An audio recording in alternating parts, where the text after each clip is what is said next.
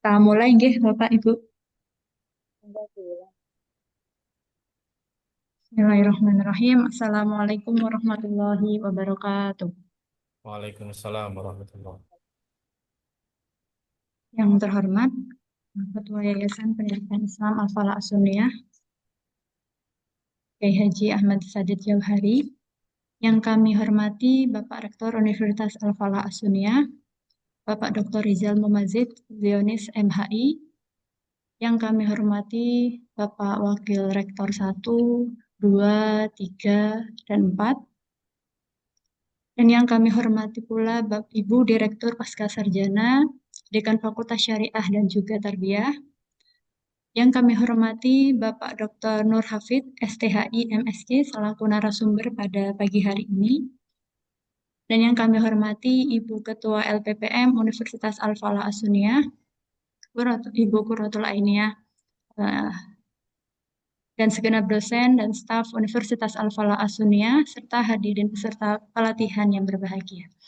Alhamdulillahirabbil alamin. Puji syukur kehadirat Allah Subhanahu wa taala karena atas rahmat dan karunia-Nya kita pada pagi hari ini bisa mengikuti kegiatan pelatihan penulisan proposal penelitian dan pengabdian kepada masyarakat Kitab Dimas 2026 dengan tema strategi penyusunan proposal penelitian dan pengabdian yang kompetitif, relevan dan berdampak dalam keadaan sehat walafiat. Salawat serta salam semoga tetap terlimpahkan kepada Nabi kita Muhammad SAW yang telah membimbing kita menuju jalan yang benar, yaitu jalan yang diridhoi oleh Allah Subhanahu wa taala. Perkenalkan saya Yunita Wulandari sebagai MC dan juga moderator pada pagi hari ini yang akan memandu jalannya kegiatan hingga siang hari ini insya Allah. Dan untuk pembukaan agar semakin berkah kegiatan kita, marilah kita buka acara pada pagi hari ini dengan bacaan Al-Fatihah. Iya kan.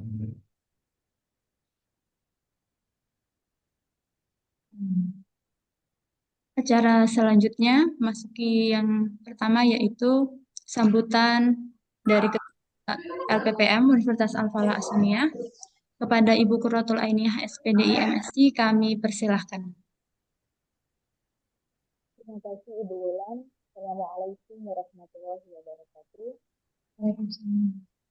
Yang kami hormati Al-Mukarram Kiai Haji Sadid Jauhari selaku Ketua Yayasan dan Pembina kita di Universitas Al-Falah As-Sunniyah.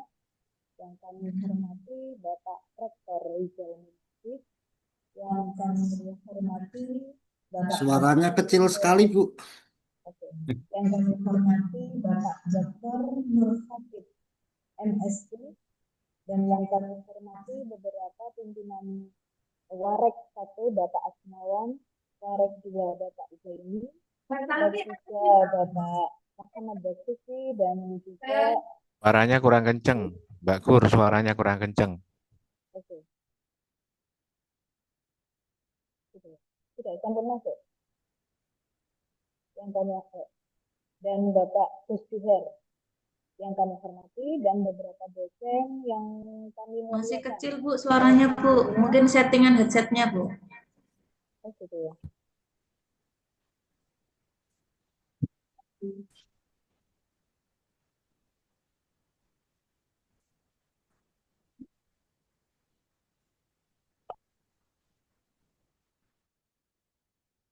Kita dilepas.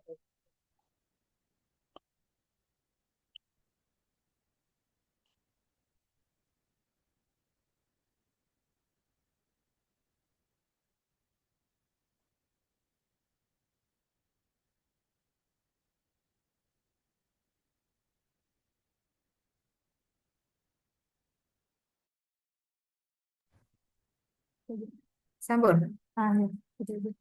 Tapi nggak bunyi ya, Bu? Sampun, Bu. Sampun. Oke. Oh ini jelas sekali. Terima kasih. Yang kami hormati Bapak Dr. Nur Hafid MSc, Bapak Pimpinan Warek 1 Bapak Asnawan, Bapak Dr. Asnawan, dan juga Bapak Dr. Zaini, yang kami muliakan beberapa dosen dan ibu dosen Universitas Al-Falah As-Sunniyah. Alhamdulillah pagi ini kita berkumpul dalam acara pelatihan penulisan proposal penelitian dan pengabdian untuk yang akan kita ajukan di Lipta Dimas. Tema yang akan kita angkat di sini adalah strategi penyusunan proposal penelitian dan pengabdian yang kompetitif, relevan, dan berdampak. Kenapa LP2M mengangkat kalimat kompetitif, relevan, dan berdampak? Kita di Lipta Dimas itu akan berkompetitif, baik berkompetitif secara intern dengan sesama dosen yang ada di sini maupun dosen-dosen lain yang ada di beberapa universitas. Dan juga penelitian dan pengabdian kita itu harus relevan dan juga berdampak untuk masyarakat. Itu yang diharapkan oleh LP2M. Nah, pertemuan kali ini, pelatihan awal kali ini adalah pelatihan pembuka. Karena di dalam pelatihan ini insya Allah Bapak Hafid dan beberapa para dosen akan kami beritahukan pelatihan ini ada 2 session. Session pertama secara online dan session kedua adalah secara offline. Nah, offline ini adalah kami harapkan di sini Bapak Nur Hafid akan memaparkan secara umum bagaimana strategi kita menyusun proposal penelitian dan pengabdian di Lipta Dimas agar bisa diterima dan memenuhi syarat diterima oleh Lipta Dimas itu sendiri. Nah, harapan-harapan itu nanti setelah adanya pelatihan-pelatihan ini, kita akan membuat riset kelompok. Kalau penelitian, insya Allah Bapak Hafid di riset kelompok ini sudah ada beberapa dosen kemarin sudah mengirimkan link bahwa kita masuk penelitian sudah ada beberapa yang akan mengajukan dan yang akan menyusul adalah nanti di pengabdian Bapak Nur Hafid. Nah, itu diharapkan tulisan-tulisan yang sudah ada dan akan kita submitkan tanggal 31 terakhir ini. Dan saya tadi pagi mendengar kabar dari Bapak Nur Hafid bahwa submit akan diundur sampai tanggal 15 Februari. Insya Allah begitu. Entah ini benar atau enggak, mungkin nanti Bapak Nur Hafid bisa mengkonfirmasi langsung terhadap dosen-dosen kita. Nah, itu nanti ada pengklinikan, klinik proposal pengabdian yang belum mengajukan, yang belum disubmit itu akan kita klinikan di session kedua secara offline. Insya Allah kita juga akan mengundang Bapak Nur Hafid juga secara offline datang ke kampus kita. Nah, itu seputar tentang bagaimana strategi LP2M untuk memberdayakan kualitas dosen-dosen di sini agar harapan kami dosen-dosen bisa banyak diterima di Lipta Dimas karena selain untuk meningkatkan kualitas juga akan berpengaruh sekali terhadap penilaian yang ada di kampus kita. Itu harapan kami dari LP2M. Mungkin itu saja dari LP2M. Nanti kita lanjutkan sambutan dari Bapak Warek 1, Bapak Asnawan. Akan lebih detail lagi. Sekian dari kami. Wassalamualaikum warahmatullahi wabarakatuh. Waalaikumsalam warahmatullahi wabarakatuh. Terima kasih kami sampaikan kepada Ibu Ketua LPPM. Semoga menjadi motivasi bagi kita semua untuk meningkatkan kualitas penelitian dan juga pengabdian di kampus ini. Baik, selanjutnya mari kita dengarkan bersama sambutan sekaligus arahan dari Rektor Universitas Al-Falah As-Sunniyah yang pada kesempatan hari ini Bapak Rektor mohon izin dan akan disampaikan oleh Bapak Warek 1, Bapak Asnawan MSI. Kepada Bapak Dr. Asnawan MSI, kami persilahkan. Oke, baik. Assalamualaikum warahmatullahi wabarakatuh. Bismillahirrahmanirrahim. Alhamdulillahirabbil alamin. Yang kami hormati Ketua Yayasan Pendidikan Islam Al-Falah As-Sunniyah Kiai Haji Ahmad Sadi Johari. Yang kami hormati Bapak Rektor, Bapak Dr. Gus Rizal yang saat ini insya Allah nanti akan juga bergabung ya dalam kegiatan pelatihan Yang kami hormati para pembantu rektor atau wakil rektor yang hadir pada pagi hari ini. Yang kami hormati yang spesial menurut kami Bapak Dr. Nur Hafid nggih, selaku Kasubdit Penelitian dan Pengabdian kepada Masyarakat yang insya Allah nanti akan memberikan banyak pencerahan kepada kita terutama dalam kegiatan bagaimana teman-teman dosen di UAS ini bisa tembus ya dalam kegiatan penelitian Liptabdikmas di tahun 2026. Harapannya seperti itu. Mudah-mudahan semuanya diberi kesehatan oleh Allah Subhanahu wa taala. Pertama kita bersyukur kepada Allah Subhanahu wa taala bisa melaksanakan bertatap muka walaupun dalam kegiatan Zoom ya insya Allah nanti tadi sudah disinggung oleh Kepala LP2M Ibu Quratul Ainiyah bahwa ke depan ya akan dilaksanakan secara offline yang lebih fokus harapannya seperti itu. Mudah-mudahan kita diberi kesehatan oleh Allah Subhanahu wa taala.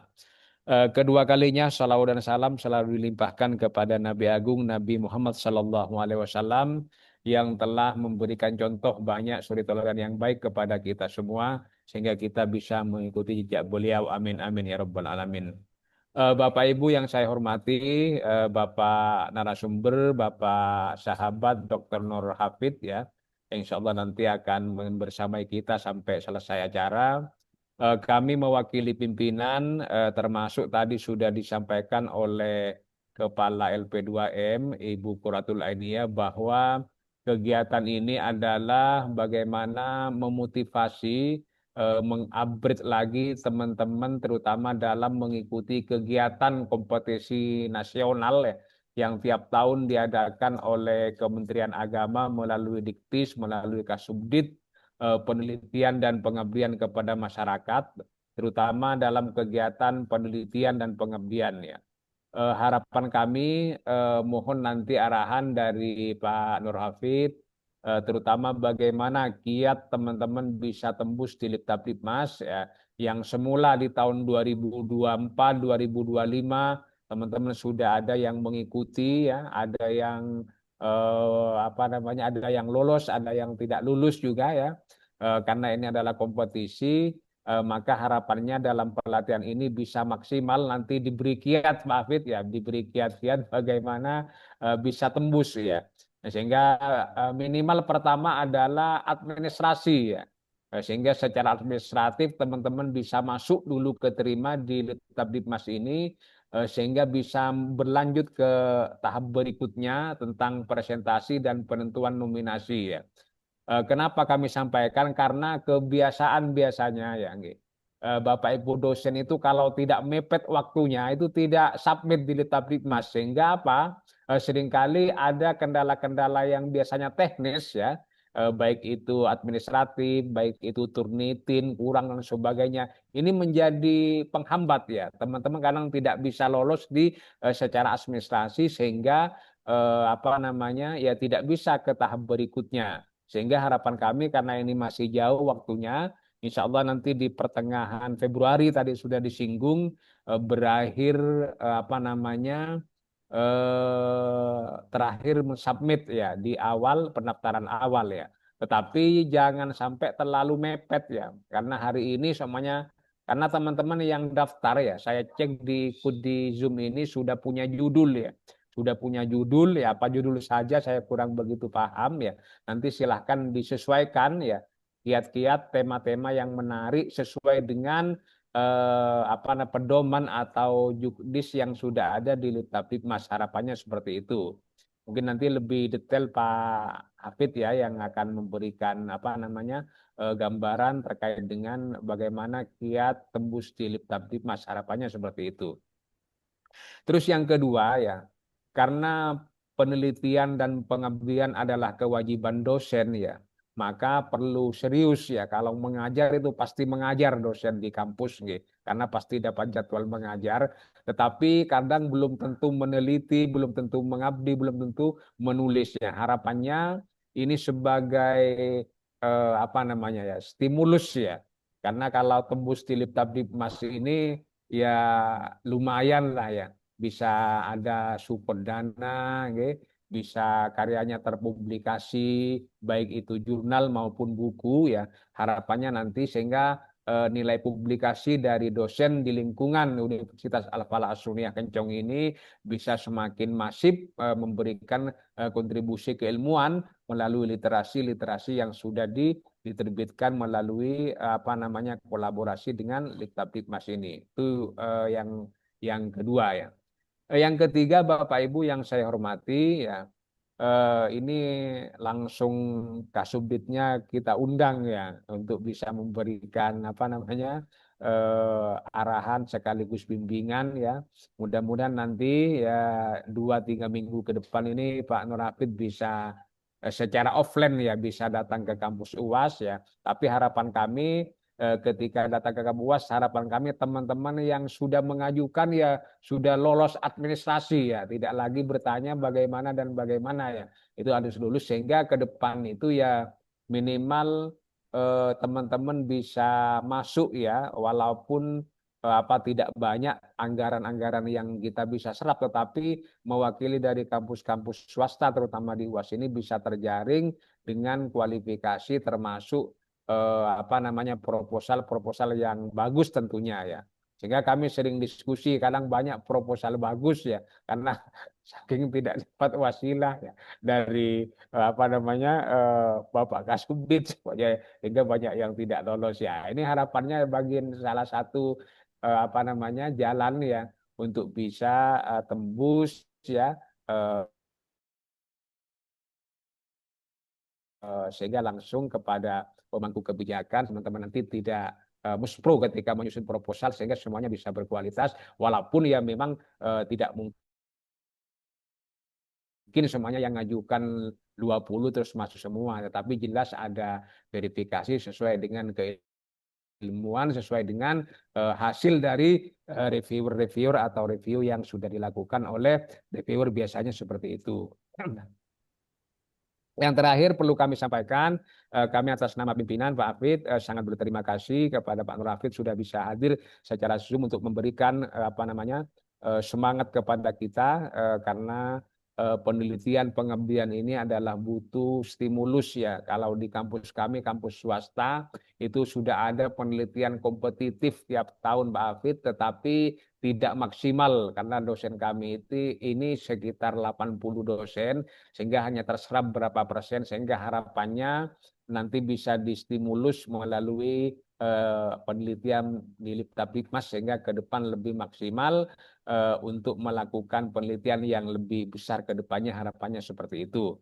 Itu yang perlu kami sampaikan. Mohon maaf apabila ada hal yang kurang berkenan, hanya sekedar pengantar. Kami mewakili pimpinan sekali lagi mengucapkan banyak-banyak terima kasih dan mengharap kehadiran Bapak Nur Hafid ini nanti ke kampus UAS bisa apa ngopi bersama kita ya di Jember ya, sehingga lebih akrab, lebih banyak menyambung silaturahim sehingga nanti kalau ada peluang ya tidak hanya di Littaplikmas tapi di kegiatan penelitian pengabdian yang lain termasuk di UAS ini kan punya kampus beradab, berilmu dan berdakwah yang melakukan pengabdian 1 tahun, 2 tahun di beberapa daerah yang terpencil ya suku anak dalam ya di beberapa tempat baik di luar negeri maupun di dalam negeri, harapannya ke depan bisa berkolaborasi sehingga ini menjadi salah satu terobosan sebagai kampus yang peduli terhadap lingkungan terutama di luar atau di desa-desa yang tertinggal, harapannya seperti itu.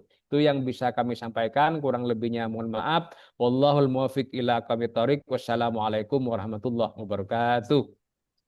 Waalaikumsalam.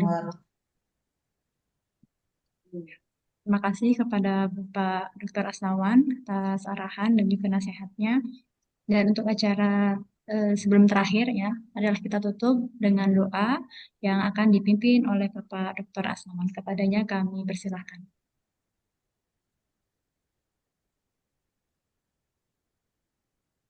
Al-Fatihah.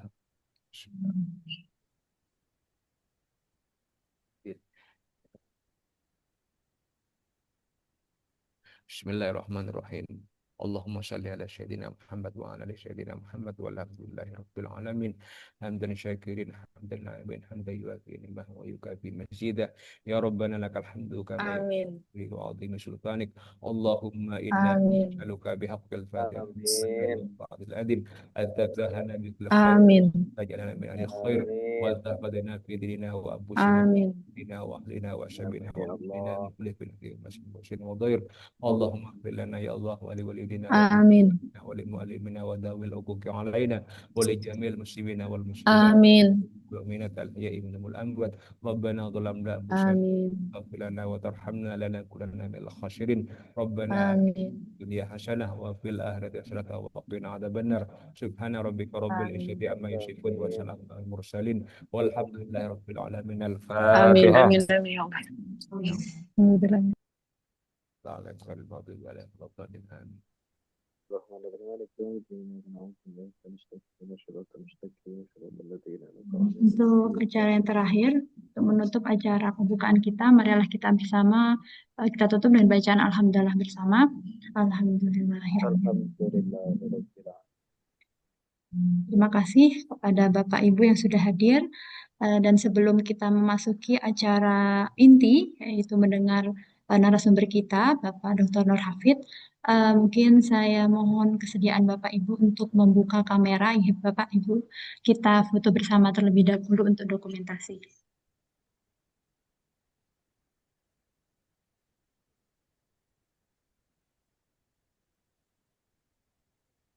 Dalam hitungan ketiga, G.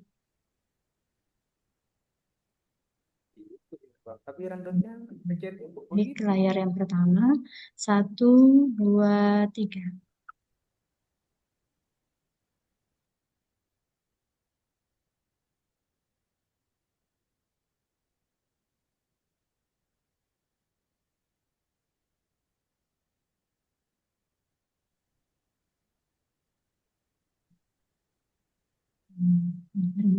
Loading.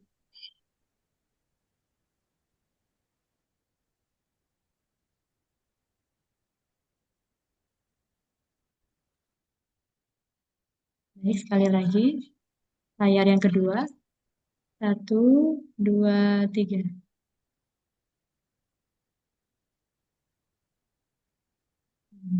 Terakhir.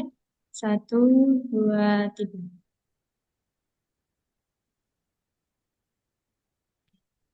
Terima kasih. Baik, marilah kita sambut bersama kami sudah hadir narasumber utama kita yaitu Bapak Dr. Nur Hafid. Selamat pagi Bapak. Pagi Mbak, Assalamualaikum. Waalaikumsalam.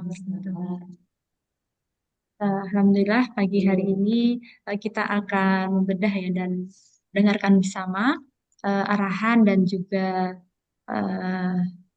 trik-trik ya bagaimana strategi untuk penulisan ya proposal penelitian dan juga pengabdian yang baik dan benar.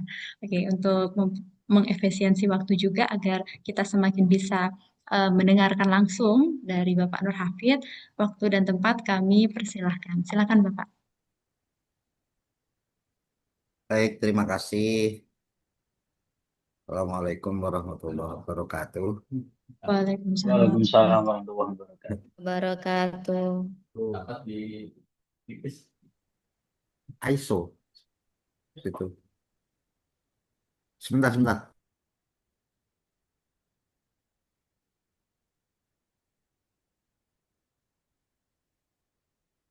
Mohon maaf. Ada iklan. Terima kasih. Assalamualaikum warahmatullahi wabarakatuh. Bismillah, alhamdulillah, wassalatu wassalamu ala rasulillah, sayyidina maulana Muhammad ibnillah, amma ba'dah. Hadratul Muhtaromin, Rektor Universitas Al-Falah As-Sunniyah, Kencong Jember, beserta para wakil rektor, baik wakil rektor 1, wakil rektor 2, wakil rektor 3, wakil rektor 4, juga yang kami hormati para dekan, para wakil dekan, ketua lembaga maupun ketua unit, wabil khusus, ketua LPPM, Ibu Aini, Bu Korodin Lainiyah, beserta para kepala pusat atau seluruh jajarannya, serta Bapak Ibu dosen di lingkungan Universitas Al-Falah As-Sunniyah Kencong Jember.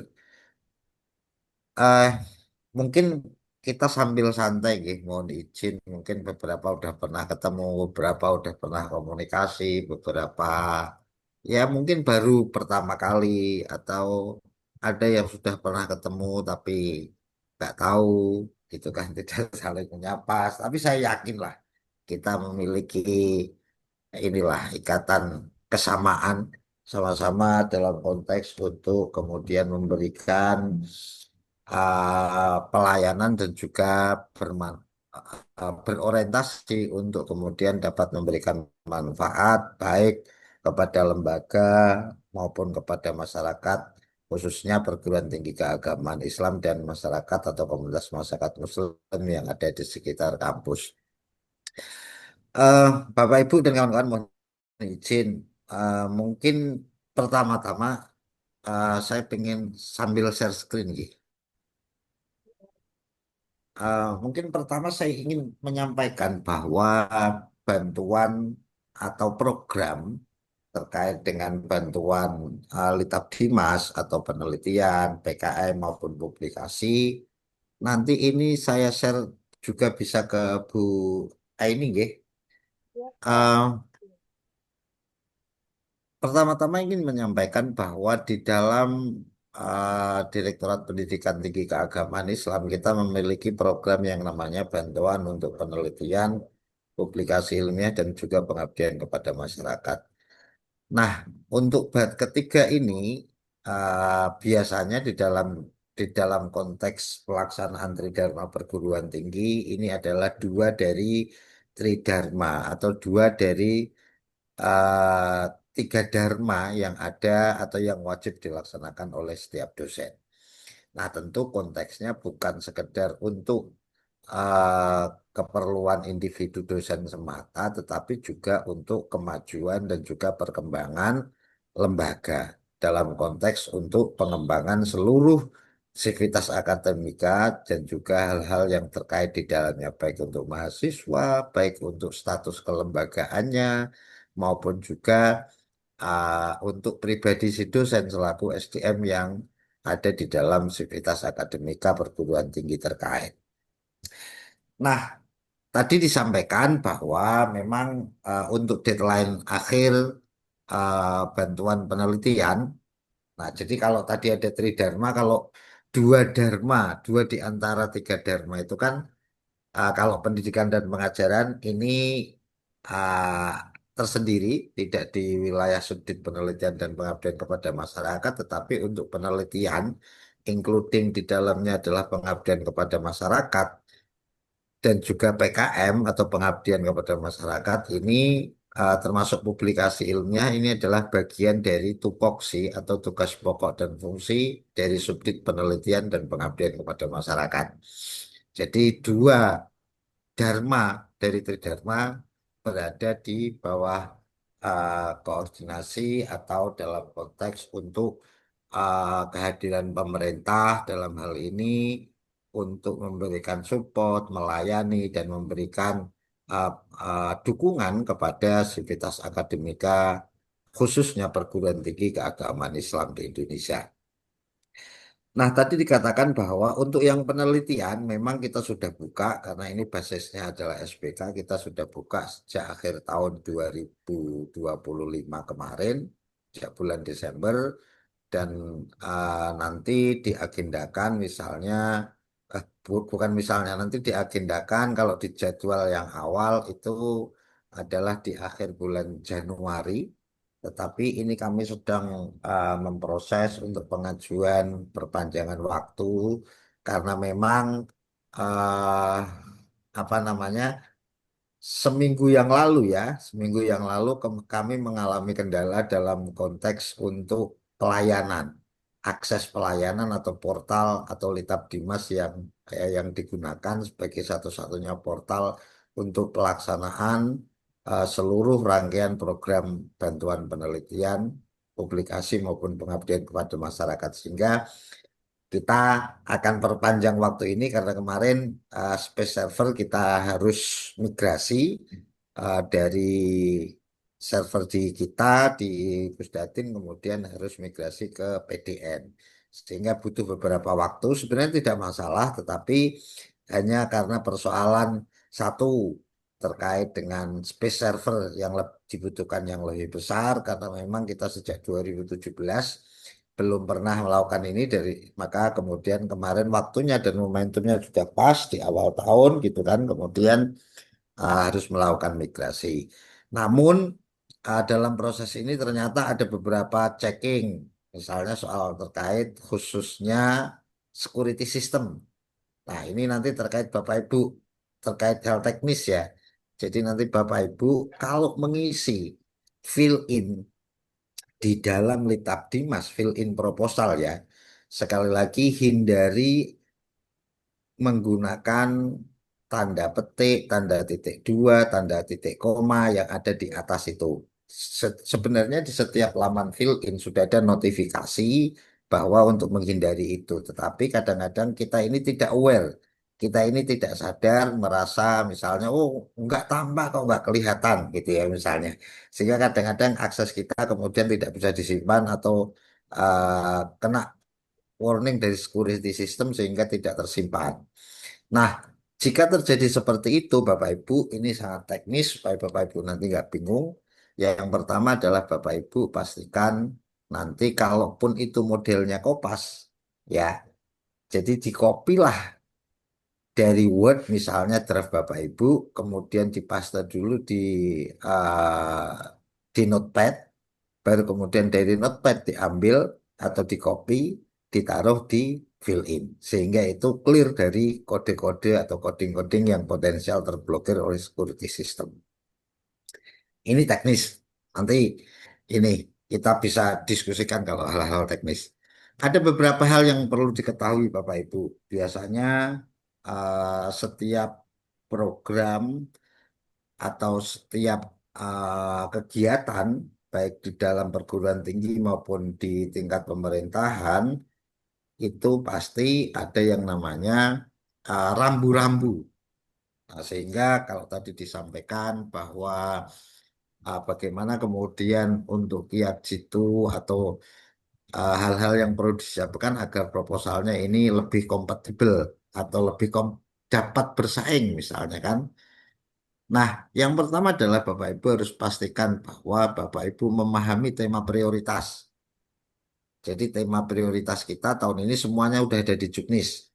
Baca di Juknis, misalnya di sana ada, ini soal saya nggak bisa sweet-sweet ya, karena memang ini daripada stop share, repot. Pokoknya Bapak Ibu sambil buka Juknis, silakan di dalam Juknis ada yang namanya tema prioritas. Bukan berarti tema yang lain tidak boleh, tetapi tahun ini ada tema prioritas yang menjadi concern dari Direktorat Pendidikan Tinggi Keagamaan Islam. Di antaranya ada kurikulum berbasis cinta, ekoteologi, moderasi, integrasi Islam dan sains. Nah, kayak gitu dan seterusnya. Kemudian Bapak Ibu pastikan juga klaster bantuan. Jadi Bapak Ibu, nah ini terkait dengan juga penggunaan ini ya, penggunaan akun, termasuk mekanisme pengusulan dan hal teknis yang berubah. Misalnya hari ini untuk tahun ini untuk sementara waktu karena proses mutasi dan juga migrasi server, kemudian sinkronisasi kembali dengan Sinta dan lain-lain, maka Bapak Ibu untuk tahun ini untuk Sinta Bapak Ibu sementara diabaikan dulu. Yang penting yang Bapak Ibu harus lakukan adalah Bapak Ibu mengupdate profilnya, mengupdate profil penelitinya. Jadi Bapak Ibu silahkan lakukan update di menu profil, itu di menu peneliti itu ada misalnya kalau ada yang berubah, terutama misalnya satu, pendidikan terakhir. Kalau tadinya S2 sekarang S3, silahkan itu diupdate. Nanti di bagian menu dokumen, dokumennya diunggah ijazahnya. Yang kedua adalah jakfungnya. Misalnya kalau sebelumnya asisten ahli, terus kemudian sekarang lektor, atau sebelumnya lektor, sekarang lektor kepala, silahkan diupdate juga. Begitu juga SK jakfungnya nanti diunggah di nanti kalau bingung saya bisa tunjukkan. Nah, untuk kemudian Sinta skor, abaikan dulu, biarkan di situ. Itu di menu itu lewatikan ada menu profil, terus kemudian Sinta skor itu dilewatin, terus nanti langsung ke bagian dokumen pendukung atau unggah data. Jadi Bapak Ibu, yang penting Bapak Ibu untuk skor Sinta ini notifikasi blokirnya sudah dihilangkan. Jadi Bapak Ibu cukup untuk kemudian mengupdate profil tadi, terutama terkait dengan Cakfung kalau ada perubahan, pendidikan terakhir kalau ada perubahan beserta dokumennya diunggah. Karena nanti kalau Bapak Ibu tidak mengunggah itu misalnya lupa hari ini sudah lektor kepala sebelumnya lektor, maka klaster yang muncul yang akan menjadi pilihan Bapak Ibu ya sesuai dengan Cakfung Bapak Ibu. Atau yang sebelumnya asisten ahli sekarang sudah lektor, maka nanti yang muncul juga klaster sesuai pilihan Bapak, sesuai Cakfung Bapak Ibu. Padahal Bapak Ibu sudah naik jabatan fungsionalnya misalnya. Nah, sehingga itu perlu dilakukan updating. Nanti kalau bingung saya bisa show atau tunjukkan. Nah, ini beberapa tema prioritas ya. Di sebelah kiri ini, ekoteologi, moderasi, digital Islam, KBC, kajian manuskrip, apalagi ini misalnya perguruan tinggi berbasis pondok pesantren. Nah, tentu banyak sekali manuskrip-manuskrip yang kemudian dapat dijadikan kajian. Nah, ini beberapa klaster, pastikan Bapak Ibu ya. Jadi ini nanti misalnya ini tema prioritas, terus kemudian Bapak Ibu pastikan klasternya. Klaster yang Bapak Ibu bisa akses. Nah, jangan sampai Bapak Ibu mengakses klaster yang memang Bapak Ibu tidak layak atau tidak diperkenankan. Misalnya sesuai jakfungnya. Pengen mengakses klaster penelitian atau kolaborasi internasional misalnya. Nah, Bapak Ibu masih asisten ahli, tentu nggak muncul di dalam pilihan klaster Bapak Ibu. Nah, ini penting. Nah, pastikan Bapak Ibu juga membaca bahwa setiap klaster itu memiliki syarat, output, outcome, dan juga pendanaan yang berbeda-beda. Nah, ini beberapa klaster di sini Bapak Ibu saya kira udah familiar. Jadi mana yang dibuka oleh Diktis dan mana yang dibuka oleh PT KIN. Kalau yang sebelah kanan PT KIN ini bukanya hanya untuk PT KIN. Nah, yang di sini dibuka oleh Diktis, tiga ini yang hanya untuk dosen PT KIS. Jadi dosen PT KIN tidak akan kompetisi di sini. Ini kompetisinya di level dosen PT KIS. Kalau di sini PT KIN dan PT KIS, sini semua juga iya. Jadi Bapak Ibu, pastikan Bapak Ibu nanti salah satu caranya adalah jangan mengajukan semuanya di jenis atau klaster yang sama. Misalnya dari Asumiyah ada 20 orang. Semuanya mengajukan di klaster judi. Ya nggak mungkin 20-20-nya lolos kan begitu. Kan nggak mungkin. Jadi lebih baik monggo nanti dari Ketua LP2M dilakukan pendampingan misalnya siapa yang sesuai dengan jakfungnya, terus isunya itu juga memang sesuai dengan kapasitasnya. Misalnya kalau jakfungnya asisten ahli ya dia individual dan dia di klaster pembinaan kapasitas. Kemudian di pengembangan prodi siapa. Nah, kalau bisa ini dibagi agar memang nanti bahwa ini kan penting.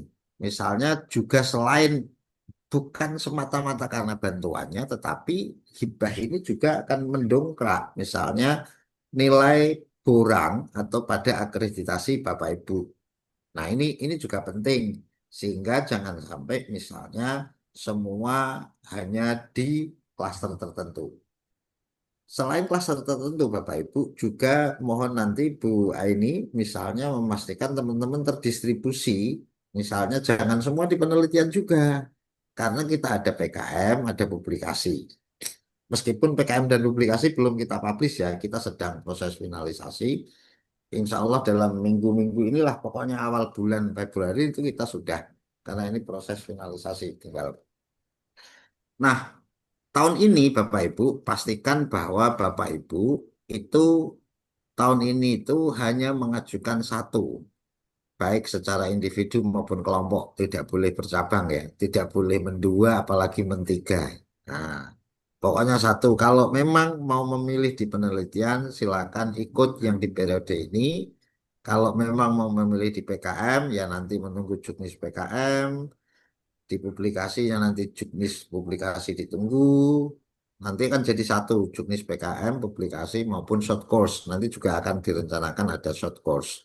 Jadi kayak model pelatihan metodologi penelitian, pelatihan metodologi pengabdian, maupun juga pelatihan terkait dengan academic writing. Jadi nanti pastikan bahwa Bapak Ibu dan kawan-kawan kira-kira passionnya di mana dan isu yang mau diangkat di mana. Nah, kalau pembinaan kapasitas pasti. Nah, kalau nih ini khusus untuk asisten ahli. Jadi asisten ahli kita beri takhasus lah. Jadi kita berikan kekhususan, dia hanya boleh individu, tidak boleh kelompok. Nah, ini hanya untuk asisten ahli di klaster pembinaan kapasitas. Tapi kalau yang lainnya, ini nanti sudah berkelompok sesuai dengan ininya masing-masing. Nah, program studi minimal ini semuanya sudah ada Bapak Ibu. Nah, ini adalah bagian dari syarat administratif ya, yang tentu sifatnya hitam putih. Jadi Bapak Ibu mohon nanti perhatikan ini juga, baca juknis, kira-kira di setiap klaster itu anggotanya berapa. Misalnya kalau minimal 4 orang, berarti dia harus 4 orang, satu ketua, 3 anggota. Kalau maksimal 4 orang, berarti boleh kurang dari 4. Tapi tidak boleh sendiri, namanya juga berkelompok. Nah, kan begitu. Nah, ini hal-hal kayak gini harus dipahami. Termasuk misalnya Bapak Ibu jangan sampai mencantumkan identitas diri maupun identitas lembaga. Itu nggak boleh. Nah, selain itu Bapak Ibu, untuk tahun ini Bapak Ibu nanti untuk cek Turnitin itu dilakukan mandiri. Jadi Bapak Ibu ID jelas. Nanti kalau misalnya ada yang belum punya ID, dua ini kalau belum punya akun Litap Dimas, nanti diinfokan aja atau di list, nanti diserahkan ke kami. Tapi tetap Bapak Ibu misalnya yang belum punya ID silakan daftar. Nanti daftar kalau sudah daftar, sudah melengkapi berkas-berkasnya, nanti diinfokan ke kami aja. Nah, nanti biar kami proses checking verifikasi. Jadi sekali lagi tahun ini satu pengusul satu, ya, tidak memiliki hutang. Ya, ya kalau utang di tempat lain, di warung, di kafe, ya itu urusan pribadi. Tapi tidak memilih utang outcome ya, tagihan outcome. Misalnya yang pernah di Asunnya ini kan beberapa sudah pernah dapat penelitian hibah ya, penelitian PKM dan lainnya. Jadi Bapak Ibu pastikan bahwa Bapak Ibu sudah menyelesaikan semua tagihan outcome. Jadi yang kira-kira sudah tapi belum divalidasi, mohon nanti konfirmasi aja. Dikonfirmasi nanti kita validasi. Kemudian cek similarity tetap 20%, tetapi tahun ini itu hasil cek mandiri. Jadi Bapak Ibu nanti silakan diturunitin sendiri proposalnya. Kemudian bukti yang bagian akhir yang ada prosentasenya itu diambil, kemudian dijadikan satu dengan surat pernyataan bebas plagiasi, diunggah ke menu yang tersedia di dokumen-dokumen yang dibutuhkan untuk pendaftaran atau submission proposal. Nah, jadi itu Bapak Ibu yang tahun ini cek Turnitin dilakukan secara mandiri dengan ketentuan tetap maksimal 20% termasuk setting-settingnya itu sudah ada di juknis. Misalnya kata yang harus di-exclude, segala macam bibliografi, itu semua sudah ada standarnya. Jadi standarnya di mana? Nanti dibuka di juknisnya, di bagian cek similarity. Terus pastikan Bapak Ibu mengunggah sebelum waktunya berakhir. Jadi jangan injury time, nanti potensi itu error. Nah, ini yang saya maksud Bapak Ibu. Jadi pastikan nanti ketika mengisi fill in, ini seperti ini. Tanda-tanda ini, hindari ini ya, nanti potensi terblokir. salah satu alternatifnya Bapak Ibu, kalau mau kopas, nggak mau mengetik ulang, misalnya silakan di copy dari Word, dipaste di Notepad, kemudian baru dimasukkan ke fill-in. Atau gunakan fill-in alternatif. Nah ini bisa. Nah itu salah satu hal-hal teknisnya Bapak Ibu. Nanti saya akan setelah teknis nanti kita akan bicara tentang substansi. Nah, ini berkas proposal, berkas RAB yang tentu tidak ada identitas ya. Terus kemudian cek similarity. Pastikan setiap komen ini mengkompres nih. Pastikan semua catatan-catatan kita sudah berusaha memberikan note hal-hal yang baru yang ada yang supaya teman-teman tidak kena blokir oleh security system. Nah, termasuk di sini misalnya ada berkas pendukung ya, Bapak Ibu. Di sini kan ada nih, ada berkas pendukung. Nah, kalau ada berkas pendukung, kalau nggak ada ya nggak apa-apa. Nah, ini contoh surat bebas plagiasi yang digabung dengan hasil cek similarity. Silakan formatnya, formnya ada di lampiran pada juknis. Nah, ini penting, Bapak Ibu, jangan sampai salah memilih klaster.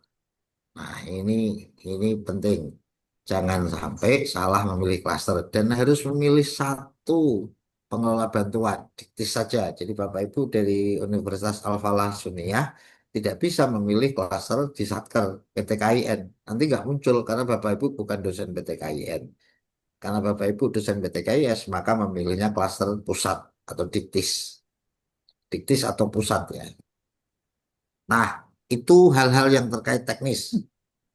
Jadi Bapak Ibu pastikan misalnya di dalam juknis itu sudah ada misalnya di halaman sekian terkait dengan similarity. Saya mau tunjukkan. Kelihatan nggak ya? Belum ya? Oke. Kalau enggak, kita ke bagian substansi sekarang. Atau sebelum substansi saya kira sudah familiar ya dengan ini ya dengan Litab Dimas ya. Nanti kalau ada pertanyaan baru kita diskusikannya deh. Itu gitu Bu ini gitu. Jadi eh, Bapak Ibu dan juga kawan-kawan, kalau tadi kita bicara tentang hal-hal yang sifatnya teknis administratif, sekali lagi di dalam pelaksanaan program bantuan penelitian PKM maupun publikasi ini ada syarat-syarat administratif yang sifatnya hitam putih. Mohon maaf misalnya ya. Kenapa saya katakan hitam putih?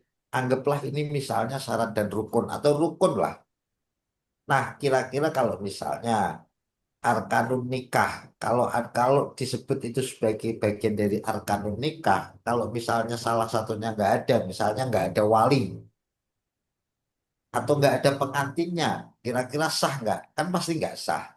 Nah, sama. Kalau ini adalah sesuatu yang wajib, maka ketika ditinggalkan, maka juga menjadi tidak sah atau tidak lolos. Nah, jangan sampai teman-teman di sini ini kemudian tidak lolos hanya karena hal-hal yang sifatnya teknis administratif. Ya, penuhi dulu semua hal yang sifatnya teknis administratif. Nah, supaya itu lebih mudah, maka Bapak Ibu buatlah coba misalnya checklist ya. Misalnya mau ngajukan di klaster ini nominalnya sekian. Nah, jakfungnya sudah ini belum dibikin checklist saja. Form checklist supaya nanti begitu mau submit semua sudah siap belum? Kalau sudah baru ini. Jangan sampai hal-hal administratif itu kemudian terlewat. Yang kedua adalah yang sifatnya substantif. Dan substantif ini biasanya tidak hitam putih. Nah, ini adalah tergantung pada kualitas. Nah, tingkat competitiveness di level kualitas inilah yang kemudian Bapak Ibu memiliki peluang besar. Artinya, peluang untuk kemudian Bapak Ibu menyampaikan atau mempresentasikan atau menunjukkan informasi melalui tulisan Bapak Ibu, melalui proposal. Bahwa memang riset Bapak Ibu atau proposal Bapak Ibu nanti baik di penelitian, PKM maupun di publikasi itu memang qualified atau memang layak untuk kemudian menjadi grantee, ya, menjadi penerima. Tidak hanya sebatas nomine, nomine kan belum grantee, tetapi layak untuk kemudian didanai dan ditetapkan sebagai penerima atau grantee. Nah, supaya itu Bapak Ibu, saya ingin menjelaskan dulu misalnya bahwa kita seluruh prosesnya ini menggunakan Litap Dimas. Ada pendaftaran, ya. Bapak Ibu pastikan bahwa Bapak Ibu submit. Ketika sudah mengunggah itu submit. Diklik submit gitu loh. Jangan sampai di draft. Karena kalau di draft tidak diklik submit, meskipun sudah mengunggah semua berkas tapi belum klik submit, maka Bapak Ibu proposalnya tidak masuk ke sini. Proposal itu hanya akan tertinggal di akun Bapak Ibu, tidak sampai ke kami, sehingga tidak bisa diseleksi. Kemudian penetapan nomina, penilaian substansi. Nah, kalau ini bisa penilaian substansi ini sejak tahun kemarin kita sudah modifikasi untuk mempercepat tahapan. Misalnya untuk yang kategori penelitian dasar itu tidak pakai seminar, tetapi dia langsung ditetapkan sebagai nomina, hanya kemudian dilakukan review substansi secara des. Jadi tidak perlu presentasi. Sementara untuk klaster-klaster yang besar itu eh, Bapak Ibu akan diminta untuk presentasi. Kemudian ada penetapan penerima, pencairan, dan seterusnya sampai pada Bapak Ibu diminta untuk kemudian melakukan pelaporan. Nah, selanjutnya Bapak Ibu, kita masuk ke real substansi. Saya ingin memastikan ini, sharing sedikit ya. Saya yakin Bapak Ibu ini kan ya dosen lah, minimal sudah S2 kan. Yang namanya dosen ini kan juga sudah hebat lah. Apalagi dosen penguji skripsi, biasa menguji proposal kan. Ya kayak dewa maut gitu loh kalau menghadapi proposal mahasiswa gitu kan. Nah, saya ingin memastikan bahwa Bapak Ibu pastikan bahwa kita memiliki tema prioritas ya tadi. Tetapi tema itu bukan judul.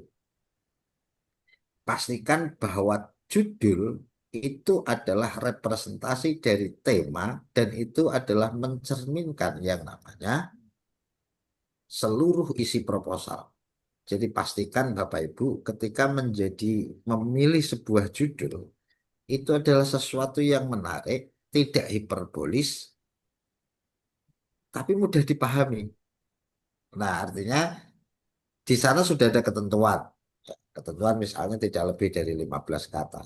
Nah, pastikan bahwa judul itu adalah sesuatu yang menarik. Kadang-kadang begini, ya Bapak Ibu yang sebagai pengelola jurnal misalnya di Alko 2M, atau Bapak Ibu menjadi penguji skripsi.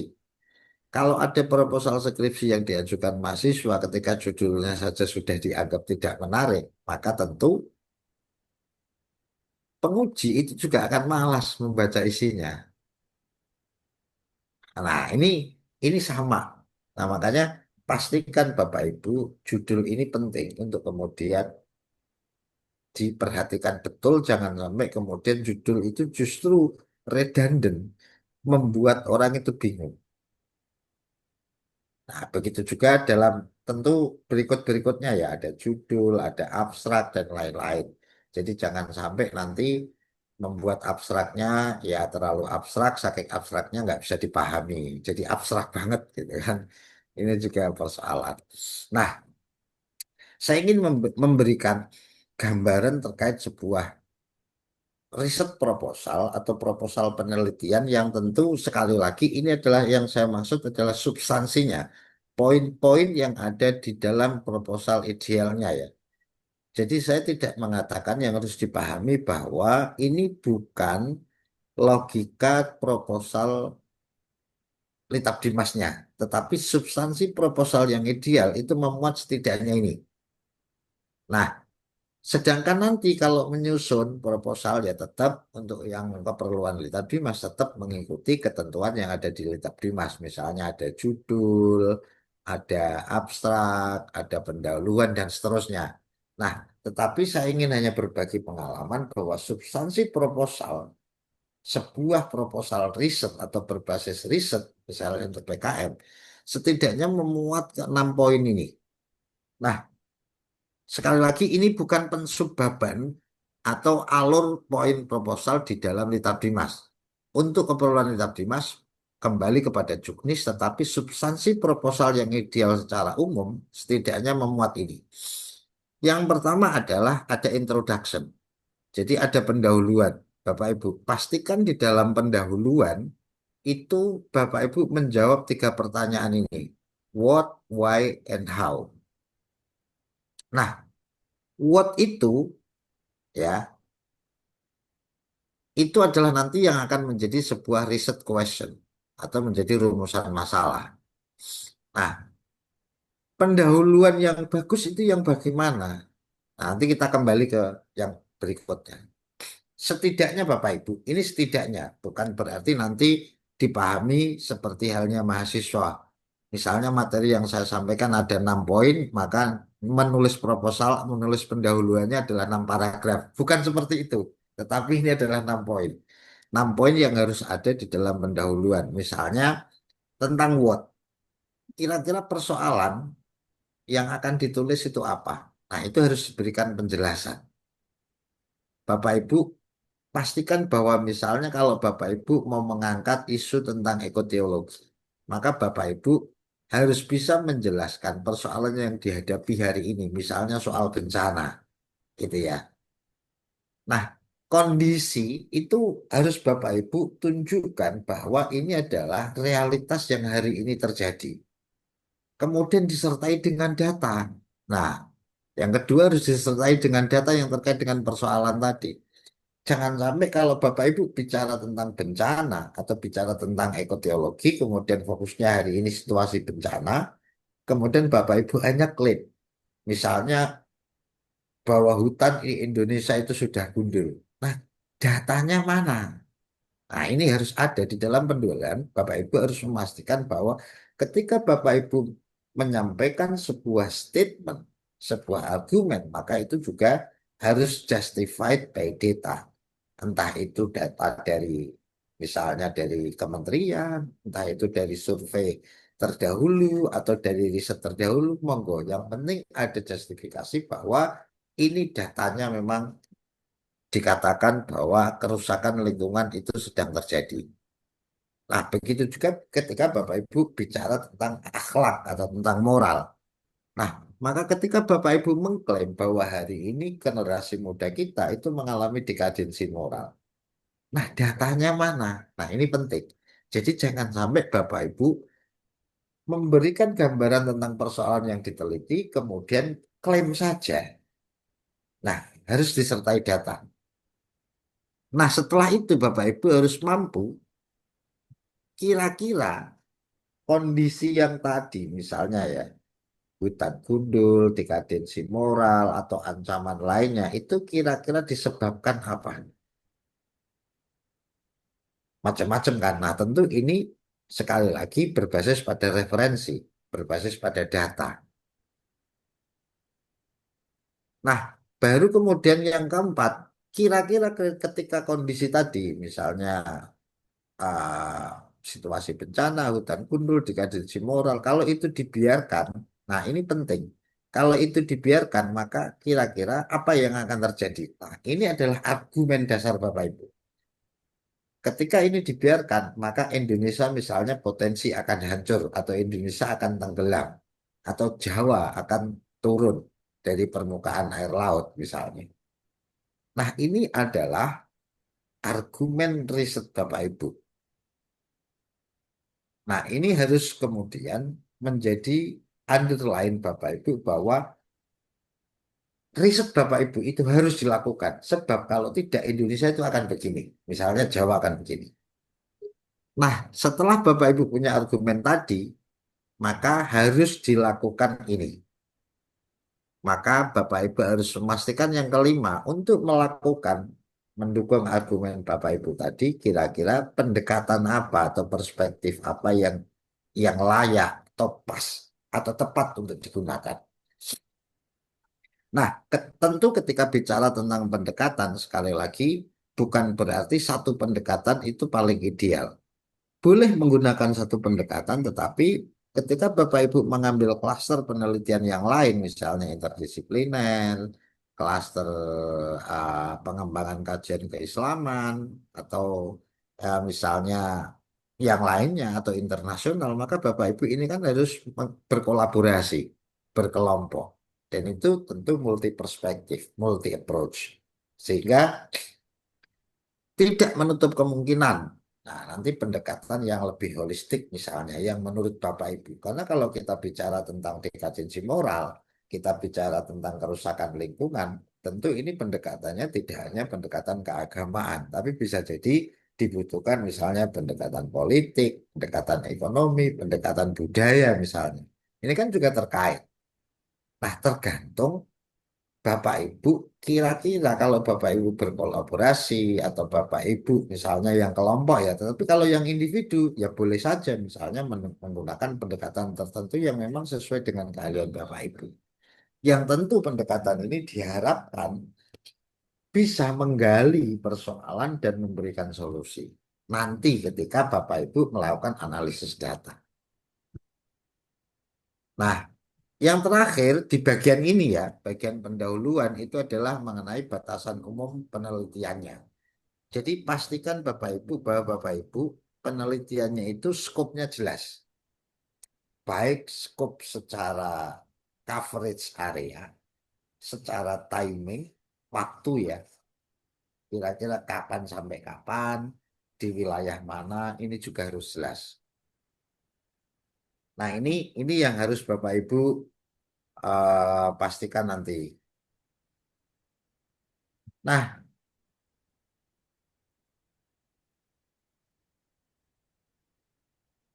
yang selanjutnya Bapak Ibu, kembali pada sini.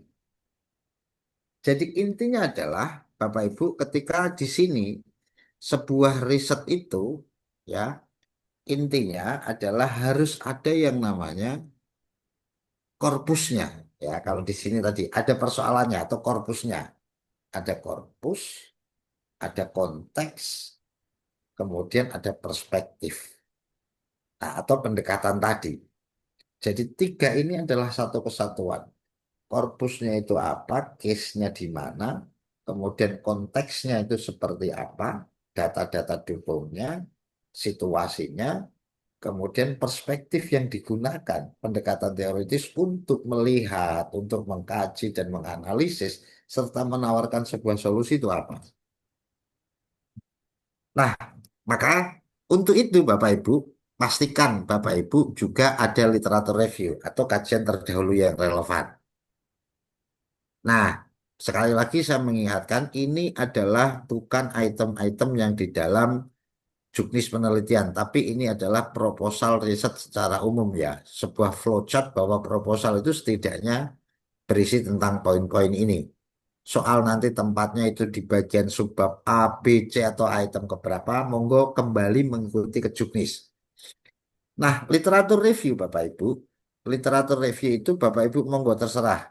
Bisa review berdasarkan topiknya, bisa tematik gitu ya, bisa metodologinya, bisa berbasis pada theoretical approach-nya. Nah, jadi semakin banyak literatur yang digunakan, maka Bapak Ibu akan semakin mudah melihat diskursus, look for debate-nya. Artinya diskursus tentang sesuatu yang mau Bapak Ibu teliti ini memang sesuatu yang memang didiskusikan oleh banyak ahli sebelumnya gitu loh. Bukan sesuatu yang memang bukan nggak menarik gitu loh. Nah, sehingga kalau Bapak Ibu bisa menggambarkan diskursus itu tadi, maka Bapak Ibu will be able to find a hole. Artinya Bapak Ibu akan potensial menemukan lubang atau celah di mana Bapak Ibu kemudian memiliki justifikasi bahwa riset Bapak Ibu itu memang berbeda dengan riset sebelumnya. Jadi berbeda dalam konteks ini itu adalah bukan sekedar berbeda waktu, bukan sekedar berbeda tempat, tetapi memang berbeda yang kemudian itu berkontribusi pada keberlanjutan, dinamisasi dan juga pengembangan keilmuan. Nah, disitulah yang disebut nanti belakang kita akan bahas tentang novelty. Jadi Bapak Ibu, sekali lagi dalam literatur review, jangan pernah bertanya bahwa, mohon izin ini, bukan menggurui, tetapi saya ingin menyampaikan bahwa jangan pernah ada yang bertanya, di Litap Dimas, maksimal literatur review itu berapa? Oh, itu nggak boleh Bapak Ibu, itu yang tabu, itu pertanyaan mahasiswa, itu bukan pertanyaan dosen ya. Jadi semakin banyak literatur, itu semakin bagus. Karena Bapak Ibu sekali lagi akan mampu melihat look for debate tadi ya, diskursusnya. Jangan sampai misalnya literatur review itu hanya 3, kemudian Bapak Ibu klaim bahwa yang akan Bapak Ibu lakukan itu adalah yang baru karena belum pernah dilakukan orang sebelumnya. Loh, jangan-jangan karena Bapak Ibu belum baca, karena banyak literatur yang lain, kan begitu. Nah, sehingga Bapak Ibu kadang-kadang ketika ditanya, kita semua ditanya, lalu kebaruannya apa? Bingung, karena kita hanya literaturnya cuma 3 ya. Nah, yang kedua, format penulisan literatur review. Ya, yang seringkali ini menjadi concern antara reviewer dengan peneliti, sehingga peneliti dengan reviewer ini punya hubungan emosional. Artinya kalau baca proposal itu seringkali membawa emosi gitu loh. Bawaannya emosi, punya hubungan emosional. Pengen emosi terus ketika baca. Karena apa? Misalnya ya, sudah literaturnya sedikit, kemudian cara menulis literatur reviewnya itu misalnya satu penelitian yang dilakukan oleh Ibu Quratul Aini dengan judul ini pada tahun ini terbit di jurnal ini menemukan bahwa udahlah itu udah levelnya mahasiswa Bapak Ibu, nggak usah begitu. Jadi langsung di dalam sebuah proposal penelitian, apalagi ini proposalnya adalah pendek gitu ya, space untuk upload itu juga terbatas, maka Bapak Ibu manfaatkan dengan baik. Misalnya di dalam satu paragraf itu bisa 3, 4, atau bahkan 5 literatur. Misalnya gini, dalam konteks pendidikan akhlak, menurut Bu Quratul Ainiyah dikatakan bahwa ini nih. Sementara menurut Pak Nahrawi begini. Di sisi lain, Bu Rizkiyah Ratu Balkis mengatakan ini. Ini kan sudah 3. Itu baru satu kalimat. Loh, kenapa kita harus meninggal satu penelitian yang dilakukan ini dengan judul ini. Nah, ini yang kemudian mempersulit diri kita, Bapak Ibu. Nah, padahal literatur review itu dibutuhkan banyak karena itu akan memperkaya kita melihat dan memetakan diskursusnya itu seperti apa, lalu bolongnya di mana yang belum. Nah, yang kemudian ketiga adalah terkait metodologi. Nah, Bapak Ibu pastikan bahwa di dalam proposal, terutama ketika ngisi fill in ya, fill in ini kan bagian summary dari proposal.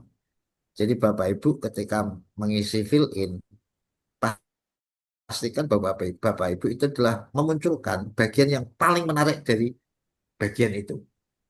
Jangan asal kopas semuanya, pasti nggak muat nanti. Nah, bagian metodologi, Bapak Ibu, sekali lagi, metodologi penilaian ini penting karena di sana adalah terkait dengan riset design, prosedur, jenis data, collection procedure. Jadi collecting prosedurnya itu seperti apa? Misalnya penelitian ini pendekatannya kualitatif dengan metode purposive sampling misalnya. Nah, samplingnya seperti apa? Jadi jangan lagi menggunakan menulis bagian metodologi penelitian yang hanya menyajikan definisi. Misalnya, penelitian ini menggunakan metode kualitatif. Kualitatif menurut Sugiono adalah bla bla bla. Loh, nggak usah ditulis begitu, Bapak Ibu. Udah tahu lah, itu udah mafhum. Jadi levelnya ini beda. Kalau mahasiswa menulis begitu dengan tujuan kita mendidik agar mahasiswa mengingat apa itu kualitatif. Nah, ini kan levelnya adalah ya level dosen itu kan ya anggaplah ini sudah di atasnya tesis. Kalau dosen kan S2 kan. Di atasnya tesis ya hampir menjelang disertasi lah begitu. Jadi tidak harus kemudian seperti itu. Tapi yang terpenting adalah soal misalnya selection and act selection proses, artinya bagaimana menentukan dan justifikasi kenapa riset ini menggunakan pendekatan kualitatif bukan kuantitatif atau kuantitatif bukan kualitatif atau kenapa menggunakan etnografis, kenapa filologi, ini yang penting. Jadi rasionalisasi dari metodologi yang Bapak Ibu gunakan. Nah, ini penting. Makanya itu yang kemudian dicari oleh reviewer. Dia menggunakan kualitatif, metodologi snowball misalnya. Kenapa pakai snowball? Kenapa nggak pakai purposive?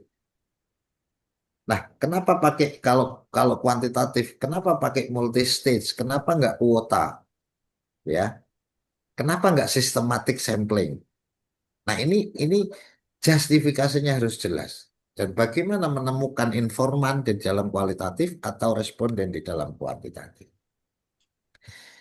Nah, yang keempat adalah poin tentang preliminary data. Preliminary data ini biasanya data-data awal atau informasi awal gitu ya. Ini juga penting dan biasanya ini ditaruh di bagian pendahuluan. Karena asumsinya begini, ketika Bapak Ibu mau meneliti misalnya terkait dengan ah, bencana gitu ya. Tapi Bapak Ibu tidak punya data awal mengenai bencana itu, maka ini sama aja bohong. Dianggap sesuatu yang mengawang-awang. Tetapi kalau makanya tadi berbasis data di awal tadi ya. Ini penting.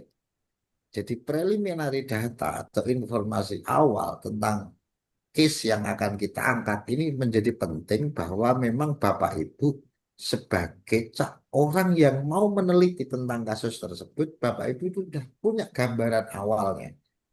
Orang mau bangun rumah, maka harus punya master plan. Nah, setidaknya preliminary data ini adalah data awal, evidence awal, karena di sini Bapak Ibu nanti akan kemudian mampu memetakan, oh, bahwa ini nanti ketika ditanya misalnya, ketika ditanya kenapa meneliti soal bencana di Aceh, jangan sampai kemudian dijawab karena saya orang Aceh, Pak. Loh, itu nggak masuk nggak akademis jawabannya. Apakah nggak boleh? Boleh. Tetapi itu sekali lagi tidak akademis dan tidak ilmiah. Nah, begitu juga misalnya, kenapa penelitian di Jember? Karena dekat dari rumah saya, Pak. Ya itu juga nggak boleh gitu loh. Jangan begitu. Tetapi bagaimana kemudian bingkai akademik ini penting. Karena di situ kemudian reviewer akan melihat bahwa oh ternyata orang ini memang qualified. Dia sudah memiliki informasi awal tentang apa yang mau diteliti. Sama kita misalnya dalam tradisi Islam ya. Kalau orang mau mau nikah itu kan ada tradisi khitbah lah. Sehingga ya tidak tidak beli kucing di dalam karung lah kasarnya begitu. Jadi info awal tentang sesuatu itu memang kita sudah ada. Itulah preliminary datanya. Kemudian statement of limitation ini juga penting. Jadi kita tentu bukan berarti ini menganggap bahwa kita lemah atau kemudian mengakui bahwa ini jauh dari sempurna, sempurna hanya milik Tuhan. Bukan begitu maksudnya. Tapi statement of limitation bahwa kita memastikan bahwa riset ini hanya dilakukan di daerah ini dengan durasi waktu sekian. Itu harus jelas, clear bahwa ini riset tidak mencakup seluruh wilayah misalnya. Makanya di dalam riset itu kan ada prinsip SMART, spesifik, measurable, dan seterusnya. Nah tentu dosen metodologi penelitian sangat paham ini. Nah, kemudian conclusion. Conclusion kalau dalam bahasa yang lain itu ada disebut contribution atau ah, tujuan dan manfaat lah. Kurang lebih begitu. Karena di sini ada important and contribution. Jadi ini harus tergambar jelas bahwa risk kita makanya di dalam proposal itu juga ada tujuan dan manfaatnya. Mudah-mudahan ini bisa dipahami. Next, Bapak Ibu, pastikan bahwa ketika nanti Bapak Ibu untuk tahun 2026 ada yang berbeda bahwa nanti ada output atau tagihan output yang harus Bapak Ibu penuhi adalah dokumen kebermanfaatan. Jadi kalau di tahun-tahun sebelumnya tagihan utamanya atau outputnya itu hanya artikel jurnal selesai atau laporan selesai, nanti menunggu outcome-nya setelah sekian tahun, 2 atau 3 tahun untuk internasional, 2 tahun untuk nasional misalnya kan, maka tahun ini Bapak Ibu harus memastikan bahwa kita atau riset yang kita lakukan memang itu berdampak, baik secara akademik, sosial, kemasyarakatan, ataupun lainnya. Logikanya begini. Seringkali di dalam proposal sebuah riset, apapun konteks risetnya ya, baik itu untuk kepentingan akademik S1, sarjana, magister, ataupun doktoral misalnya, seringkali kita pasti mencantumkan bahwa ada manfaat teoritis dan praktis. Misalnya secara teoritis ini berkontribusi, diharapkan berkontribusi pada pengembangan kajian bla bla bla bla. Secara praktis diharapkan ini menjadi rujukan kebijakan bagi pemerintah. Sehingga muncul kemudian nanti setelah selesai risetnya ada bagian rekomendasi. Rekomendasi 1 kepada kampus, 2 kepada masyarakat, 3 kepada pemerintah dan seterusnya. Tetapi pertanyaannya adalah pernah nggak kita juga menginfokan, mendiseminasikan atau bahkan menyerahkan hasil penelitian kita kepada stakeholder atau mitra? Nah, ini kan pertanyaannya kan. Dan ternyata belum. Kalau sudah, buktinya mana? Makanya di tahun 2026, Bapak Ibu nanti Bapak Ibu harus menyertakan sebagai output adalah dokumen kebermanfaatan. Ya, seminim-minimnya bentuknya misalnya kan, itu nanti adalah penyerahan hasil penelitian atau laporan penelitian kepada mitra atau stakeholder yang dilibatkan. Misalnya kalau kita bicara tentang lembaga pendidikan, maka hasil penelitian kita harus serahkan. Cara menyerahkannya ada tanda bukti, ada formnya, itu di Juknis ada Bapak Ibu. Nah, sehingga ketika nanti ditanya soal bahwa selama ini misalnya kalau bicara ya penyerahan kepada pemerintah, ya pemerintah terendah misalnya ya bisa di level kelurahan, kecamatan atau monggo di kabupaten kalau misalnya kenal bupati. Nah, ini penting untuk kemudian bahwa memang hasil riset kita itu adalah juga berkontribusi memberikan masukan kepada pihak-pihak yang terkait baik secara langsung maupun tidak langsung dengan riset kita. Nah, ini Bapak Ibu. Jadi sebuah riset itu setidaknya pasti akan memuat ini. Ada kontribusi, ada orisinalitas, ada kebaruan. Ini adalah sesuatu yang sifatnya sangat dinamis dan saling terkait. Bahwa riset itu harus memiliki kontribusi dan sifatnya orisinil. Nah, dan kalau sudah orisinil itu pasti mengandung yang namanya kebaruan. Nah, saya ingin menunjukkan novelty. Sebelum novelty, ini salah satu contoh. Matrix state of the art. Kita bicara tentang state of the art-nya ya. Jadi kira-kira proses bagaimana kemudian kita menuju atau menemukan novelty itu kan dari kemampuan kita memetakan diskursus penelitian yang mengangkat isu sejenis dengan penelitian kita. Ini bukan bentuk presenting atau penulisan literatur review, tetapi ini adalah matriks bisa digunakan untuk kemudian menemukan atau mencari literatur review. Jadi ini tahapan Bapak Ibu. Bapak Ibu bisa misalnya memulainya dengan compiling atau kompilasi hasil-hasil terdahulu dengan membuat tabel seperti ini ya. Tetapi nanti di dalam proposal bentuknya bukan metrik seperti ini, bukan tabel, tapi dinarasikan. Nah, misalnya menurut Abdul Aziz ini adalah ini. Sementara menurut Ahmad Fatoni ini begini. Nah, matriks ini biasanya akan mudah untuk kemudian menjadi guide bagi kita ketika kita menuliskan literatur review dan juga nanti menemukan misalnya kebaruan yang akan kita temukan atau yang akan kita tawarkan dari proposal riset atau PKN kita. Ini tahapan sekali lagi ya, bukan berarti nanti Bapak Ibu di bagian literatur reviewnya itu membuat metrik seperti ini, bukan. metrik ini adalah tahapan untuk kita menemukan diskursus tadi. Sehingga kita nanti ke depannya dapat memberikan sebuah sumbangsih kontribusi secara akademik berupa kebaruan. Nah, kebaruan ini apa? Bukan berarti sekali lagi sesuatu yang sama sekali baru di dunia.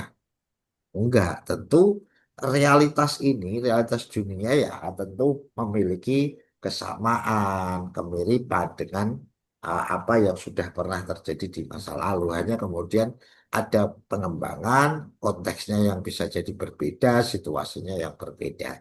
Sehingga novelty ketika bicara kebaruan itu adalah sesuatu yang memang terkait dengan dinamisasi, keberlanjutan, dan pengembangan ilmu pengetahuan. Artinya, ketika kita sudah bisa menampilkan literatur atau diskursus tentang case atau isu yang kita teliti, maka kita akan mampu untuk kemudian melihat lubangnya tadi di mana kurangnya. Kalau sudah ketemu kurangnya di mana, maka kontribusi kita untuk menutup itu. Nah, itulah yang disebut kemudian kebaruan. Nah, kebaruan yang kita temukan hari ini bisa jadi suatu saat akan ditemukan juga kebaruan oleh orang lain dari riset yang sejenis kita lakukan. Jangan-jangan karena konteksnya berbeda, kemudian ada gap yang juga muncul kembali karena sekali lagi dinamika kehidupannya ini berbeda. Dan ini selalu dinamis karena dia tidak pernah statis. Sehingga setiap tahun, setiap waktu ganti generasi, ini ilmu pengetahuan itu selalu berkembang, selalu bergerak. Nah, karena sebuah pendekatan ini juga tidak statis, tidak ada satu pendekatan fit to all gitu ya.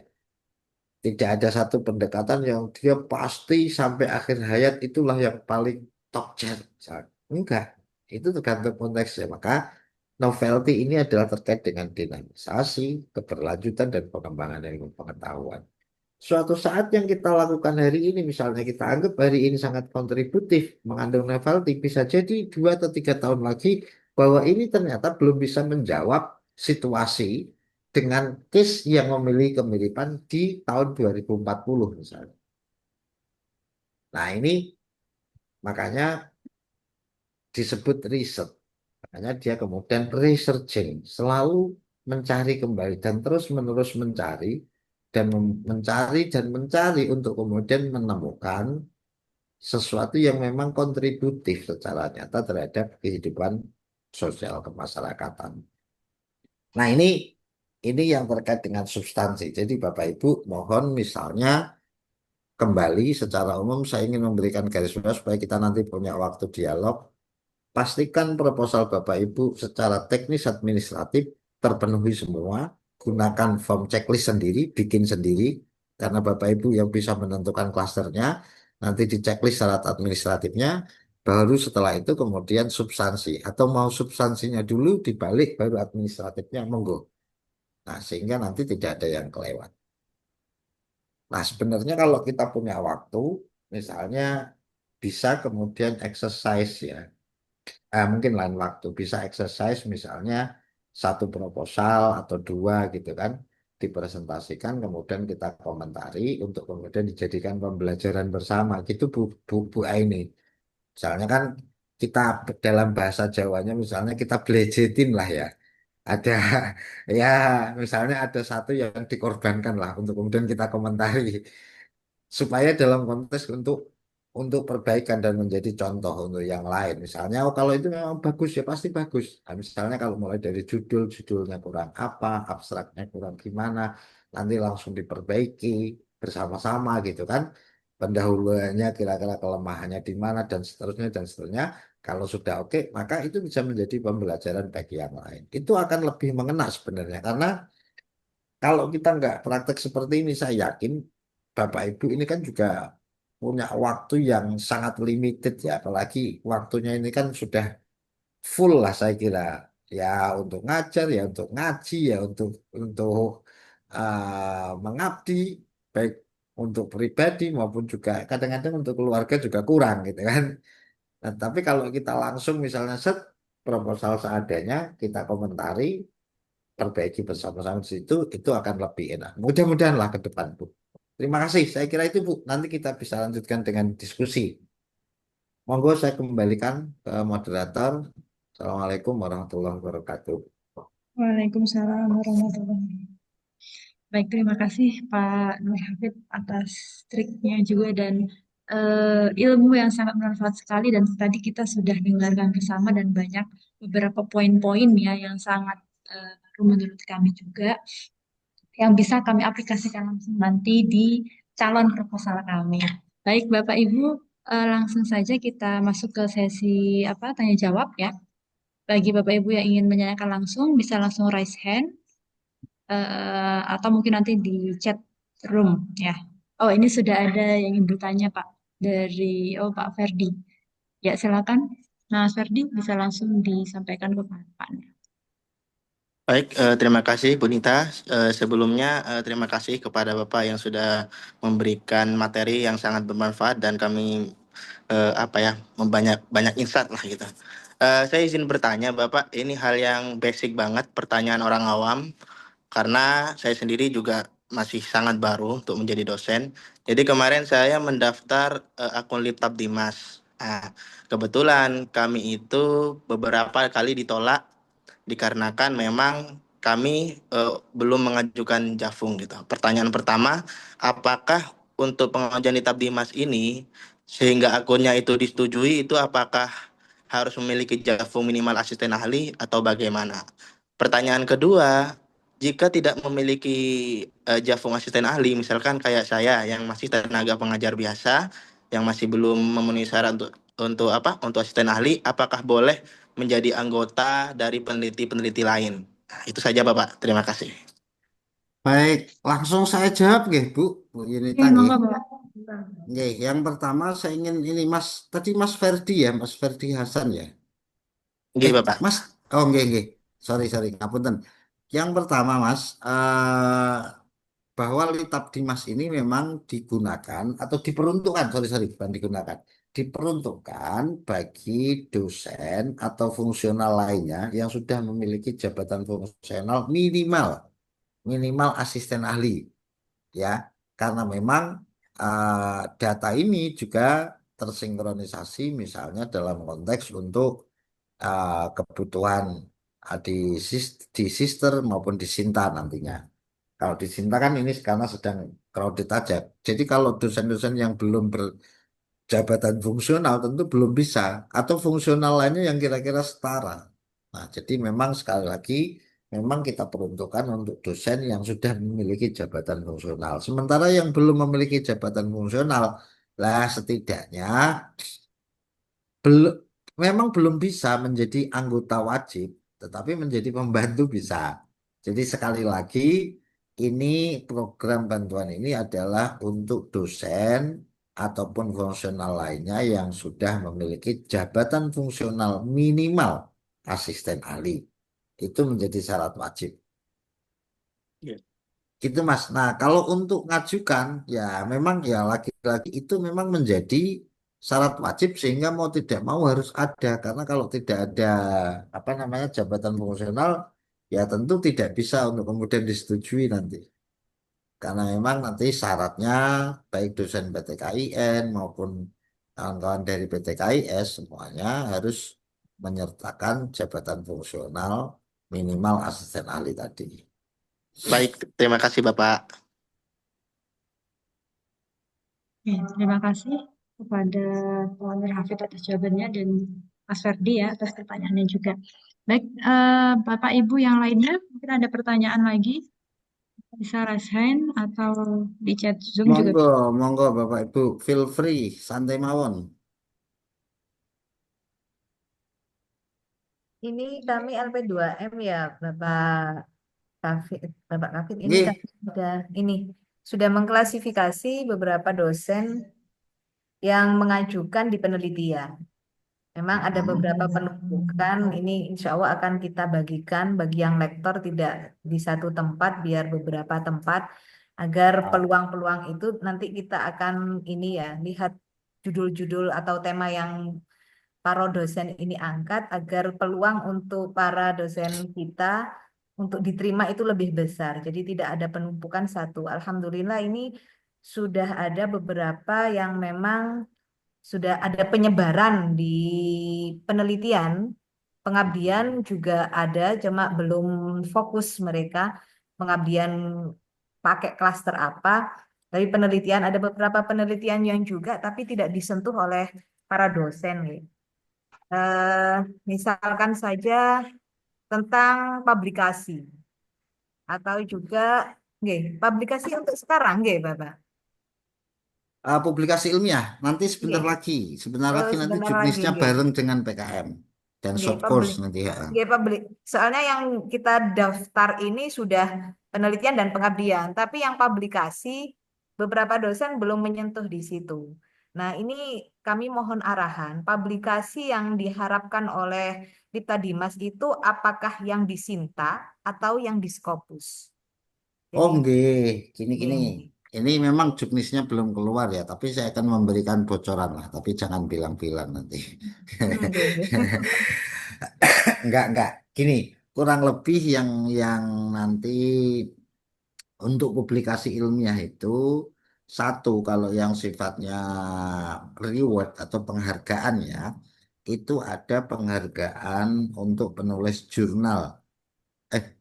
artikel jurnal internasional bereputasi. Misalnya Bu Eni punya artikel jurnal Scopus misalnya atau Web Science atau yang lainnya yang kira-kira itu dianggap bereputasi internasional yang itu misalnya 2 tahun terakhir, maka Ibu bisa ngajukan nih untuk tahun ini misalnya untuk reward penghargaan penulis artikel jurnal internasional. Itu satu. Yang kedua, itu ada yang namanya reward seperti tahun lalu, reward untuk penulis buku di penerbit jurnal internasional. Nah, itu kalau misalnya Bapak Ibu tidak harus berbahasa Inggris ya, tetapi berbahasa asing. Bisa bahasa Inggris, bisa bahasa Arab. Nah, itu diterbitkan oleh penerbit atau publisher internasional. Yang ketiga itu ada reward untuk penulis buku di penerbit nasional bereputasi.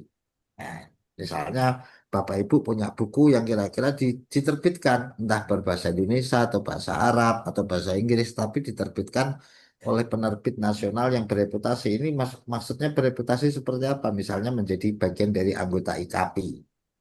Nah, tetap durasinya adalah maksimal dalam kurun waktu 2 tahun terakhir. 2 tahun terakhir berarti anggaplah bisa 2026, 2002. Kalau ini 2026 berarti 2 tahun ke belakang. Berarti 24, 25, 26. Itu 3 tahun ya. 25 atau 26. Di 25, 26. 2 tahun terakhir. Itu nanti bisa diajukan untuk cluster reward. Jadi ini untuk publikasi. Kalau Bapak Ibu pastikan misalnya bukunya atau artikelnya itu masih kategori 2 tahun terakhir. Kalau 2 tahun terakhir berarti 2026 dan 2025 terbitnya. Itu bisa. Baik tadi yang buku nasional, buku internasional, ataupun artikel jurnal internasional. Tetapi artikel jurnal internasional ini pengusul itu harus menjadi penulis pertama atau corresponding author. Jadi korespondensinya. Jadi bukan dia penulis kelima atau kesekian. Nggak bisa. Dia penulis pertama atau corresponding authornya. Dia yang berkorespondensi. Nanti ada syarat-syaratnya. Misalnya bukti korespondensinya juga harus ah, harus jelas nanti dilampirkan sebagai bagian dari persyaratan, Bu.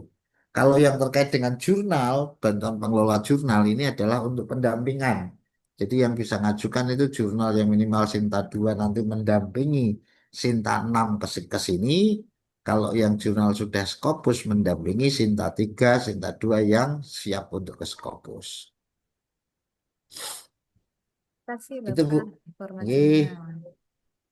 Monggo yang lain. Ini Baik, ada yang tanya ini harus harus ada Japfung ya? Iya harus punya Japfung. juga ada dari Bu Mara yang bertanya. Monggo, Silakan Bu Mara. monggo.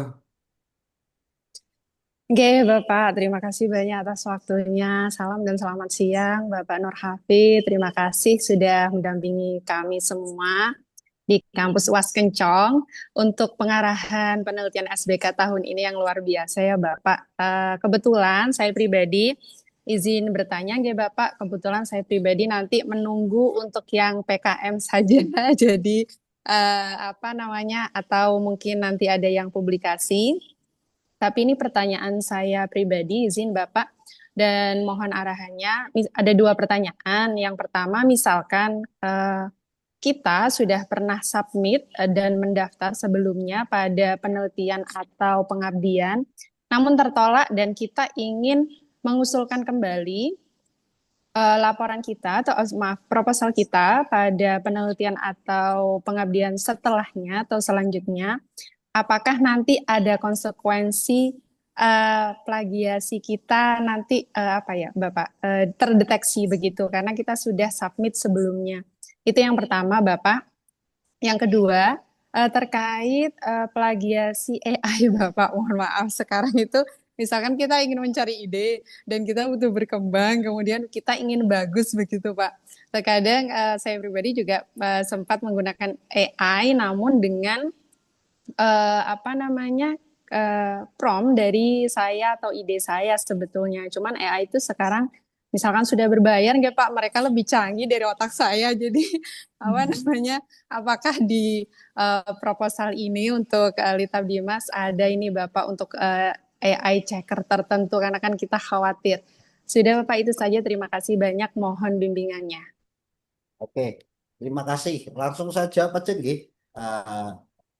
Yang pertama adalah tentang proposal yang sudah pernah ditolak, boleh diajukan, tapi pastikan bahwa itu dimodifikasi. Artinya dilakukan parafrase, diperbaiki, entah diperbaiki. Ya tentu supaya untuk menghindari potensi plagiarism checker tadi. Jadi potensi karena proposal itu kan sudah tersimpan di Litab Dimas. Sehingga nanti potensi akan terdetek oleh Turnitin misalnya ya. Kalau menggunakan plagiarism checkernya itu Turnitin, maka akan ketarik data itu pasti. Nah, sementara untuk AI itu sebenarnya di Turnitin itu sudah akan muncul deteksi AI-nya. Jadi yang tolerable itu adalah 15%. Jadi Bapak Ibu nanti kalau ngecek similarity kalau menggunakan Turnitin itu sudah otomatis di sana akan muncul juga AI checkernya. Jadi yang tolerable itu adalah 15%. Nah, sebenarnya AI itu bisa menjadi salah satu alternatif tools ya. Jadi menjadi salah satu alat alternatif, tetapi pastikan ketika Bapak Ibu promptnya itu bukan prompt untuk menulis, tapi gunakan promptnya itu adalah prompt pointers. Jadi supaya nanti ketika Bapak Ibu menulis proposal misalnya bisa menggunakan salah satu alternatif ya. Promptnya bisa menggunakan prompt issue atau prompt pointers.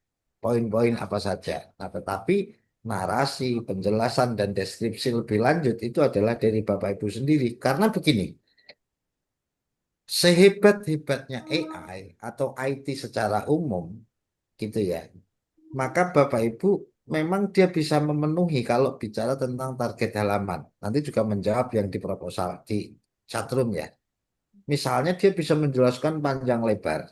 Tetapi Bapak Ibu pastikan bahwa di dalam tengah kalimat dalam satu paragraf yang itu adalah menggunakan prompt ChatGPT atau AI, maka Bapak Ibu pastikan karena di dalam sana kadang-kadang ada kalimat yang tidak relevan dengan tema yang kita harapkan. Atau bisa jadi ya, diksi yang dipilih oleh AI itu adalah diksi yang dia berdasarkan generate asal.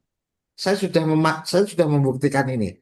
Jadi kalau kalau misalnya Bapak Ibu dan kawan-kawan ingin mencoba, silakan dicoba, tapi setelah itu dibaca. Dibaca pasti akan ada menemukan diksi yang itu tidak pas dalam sebuah paragraf. Sehingga kadang-kadang ini jauh sekali. Nah, meskipun ada kaitannya, tetapi yang diharapkan tidak itu. Makanya yang tidak dimiliki AI itu adalah tentang rasa, Bu. Nah, karena dia tidak punya rasa, maka kalimatnya apapun yang penting ya yang penting inline dengan prompt yang diberikan. Nah, tetapi rasa untuk mengaitkan antara apa Iya, yang kita harapkan berasa dan itu juga. kadang-kadang tidak connect gitu loh. Sehingga saya kadang-kadang bingung kan, loh ini tadi promnya begini kok kalimat yang di dalam itu ditemukan dengan model seperti ini. Ini yang kadang-kadang kita lupa untuk kemudian ngecek kembali. Nah itu nanti bahwa itu ada. Nah kalau kemudian panjang proposal ya 4.000 kata ya monggo nggak apa-apa. Jadi mau berapa ribu kata pun silakan, tetapi pastikan Bapak Ibu kalau bisa lebih pendek tapi komprehensif, kenapa enggak? Tetapi kalau itu harus panjang misalnya 4.000 kata juga tidak apa-apa. Tetapi sekali lagi dokumen yang diunggah itu berbeda dengan fill in ya. Jadi pastikan fill in itu adalah intisari dari setiap subbab yang ada di proposal. Jadi fill in itu bukan plug yang ada di proposal. Fill in itu adalah semacam konsep note. Jadi itu adalah intisari dari proposal. Sementara proposal ini tidak ada batasan. Yang penting ketika Bapak Ibu menyimpan dan mengunggah file, batasan maksimumnya, kapasitasnya PDF yang diunggah itu adalah 5 MB. Nah itu soal berapa halaman monggo. Nah, ini berbeda dengan fill in. Jangan sampai fill in itu dipahami, itu adalah blok yang ada di dalam proposal. Makanya fill in ini adalah guidance bagi reviewer untuk kemudian melakukan cross-checking awal terkait dengan isi proposal. Tetapi kalau fill in itu dianggap kurang memuaskan sementara di menarik, makanya reviewer melihat PDF proposalnya. Nah, tetapi di dalam fill in maka Bapak Ibu itu kuncinya adalah bagaimana menyajikan informasi yang lugas, praktis dan menggambarkan isi dari subbab proposal itu. Nah, itulah kunci sehingga kadang-kadang reviewer itu tidak perlu sampai membuka detail proposalnya di PDF, tapi cukup membaca fill in sudah bisa memberikan gambaran bahwa ini menarik. Tapi kalau fill in-nya Bapak Ibu itu bulat gitu ya, bulatnya bukan main nggak bisa dipahami makanya ya ngapain harus baca ini nggak menarik kan begitu. Nah sehingga fill in ini menjadi sebenarnya strategi kenapa dulu sejak 2019 itu dimunculkan fill in itu adalah untuk mempermudah kinerja reviewer dan juga peneliti menonjolkan poin-poin penting di dalam proposalnya. Tidak harus kemudian sejak awal orang itu harus membaca proposal, tetapi cukup membaca fill-in, itu sudah memberikan gambaran. Nah, tetapi karena misalnya pertimbangan tertentu butuh hal yang lebih detail, maka ada yang namanya proposal tadi, baik dalam bentuk naratif maupun dalam bentuk yang lainnya, misalnya RAB-nya. Tetapi kan RAB ini kadang-kadang juga nggak perlu dilihat. Yang penting kalau dia bisa menarasikan proposal di dalam film ini secara simple, mudah dipahami dan menarik. Proposal ini, oh dengan besaran sekian, dianggap make sense, misalnya. Begitu, Bu. Oke, Sama Bapak, terima Pak, kasih Pak, banyak. Pak siapa ini? Pak Sairofi tadi. Terima kasih Bu Mara dan juga Pak Serofa atas pertanyaannya dan Bapak Nur Hafid atas jawaban yang telah diberikan. Baik Bapak Ibu, tak terasa ini sudah azan ya di sini. Apakah ada yang bertanya lagi di sini?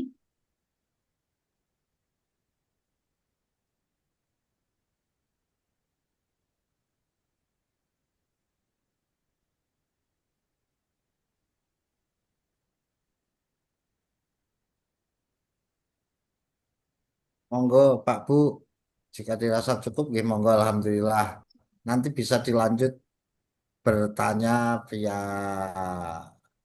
apa? Via WA juga nggak apa-apa nanti. Baik. Terima kasih Bapak, karena mungkin masih ini juga ya, masih proses penyusunan karena saya sendiri juga masih merumuskan dan masih mikir-mikir, belum selesai juga proposalnya. Baik, terima kasih Pak Nur Kafid atas yang materi kali ini sangat-sangat bermanfaat sekali dan banyak pengetahuan baru bagi kami juga antara proposal dan juga fill-in tadi yang disampaikan ya. Karena yang saya tahu sebelumnya itu ya berarti proposal apa yang ada di fill-in itu ternyata bukan. Ya. Satu yang baru juga bagi kami. Dan terkait tadi ini disampaikan, kita ketahui bersama ya bahwa untuk proposal di Tapimas itu selain substantif, juga kita perlu memperhatikan administratif karena itu adalah garda terdepan sebelum memasuki substantif itu. Dan jangan sampai kita itu belum lolos nih Bapak Ibu. Kita perlu hati-hati terkait administratif ini. Dan untuk striknya tadi sudah disampaikan oleh Pak Nur Hafid, kita bikin checklist agar yang hal-hal yang terkait teknis dan juknisnya itu kita bisa lampaui. Baik, karena waktu juga sudah mulai zuhur, sudah zuhur, eh, kita cukupkan dan mari kita tutup dengan bacaan Alhamdulillah. Karena Alhamdulillahirrabbilalamin. Alhamdulillahirrahmanirrahim. kita tutup Terima bacaan kasih. kafaratul majlis. Subhanakallahumma wa bihamdi asyhadu an Enggak, la Baik, terima kasih kami sampaikan terima kembali kepada Pak Nur kasih. Terima Hafid. kasih Bapak Nur Hafid. Terima kasih Ibu, terima kasih Bapak, Ibu, kawan-kawan. Terima kasih. Saya mohon pamit, Gi. Oh, nggih, Mudah-mudahan Bapak. Terima kasih. bermanfaat. di lain Terima kesempatan kasih. atas ilmunya. Baik, Terima kasih terima kasih. Bapak, sehat selalu. Assalamualaikum. Waalaikumsalam warahmatullahi wabarakatuh. Terima kasih Bu Wulan, Bu Bulan Pur. materinya jangan lupa Bulan. Oke, Oh ya, silakan Bu. nanti menunggu Bu Pur nggih, Bu. Nanti Oke. dikirim oleh buku nanti di grup. Oke, Terima kasih Bapak siap. Ibu atas kehadirannya dan yang sudah mengisi di sini Ayah nak. mau mengajukan proposal, semangat. Saya juga belum selesai. Semangat. Ini Semangat apa ya. ada yang mau Semoga pesan banyak yang lolos tahun ini. yang mau pesan Amin. makan siang? Amin. Semoga banyak Baik. yang lolos, Gak nggih. dapat makan siang tak Bu? Makan di rumah Makan masing-masing. di rumah masing-masing, Bu. Oke, nggak apa-apa, saya makan angin.